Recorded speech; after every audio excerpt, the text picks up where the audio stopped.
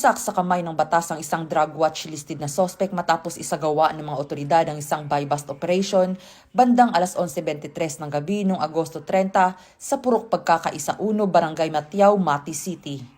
Kinilalang na arestong sospek sa alias na Titing, 48 anyos, may asawa, isang mangingisda at residente ng Barangay Sentral, Mati City. Umabot sa tinatayang 3 gramo ang kabuuang bigat ng nakumpiskang hinihinalang shabu na may street value na humigit kumulang 20,400 pesos.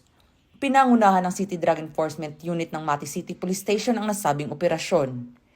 Ang pagkakaaresto kay Titing ay patunay ng mas pinaigting na kampanya ng mga otoridad laban sa iligal na droga sa lungsod ng Mati. Ayon sa mga opisyal, hindi sila magdadalawang isip na habulin ng sino mang sangkot sa ganitong uri ng aktibidad, gaano man ito katagal na nakakubli. Dagdag pa nila, tuloy-tuloy ang kanilang operasyon upang masigurong hindi na makapaghasik pa ng masamang impluwensya ang mga sangkot sa kalakalan ng droga sa komunidad.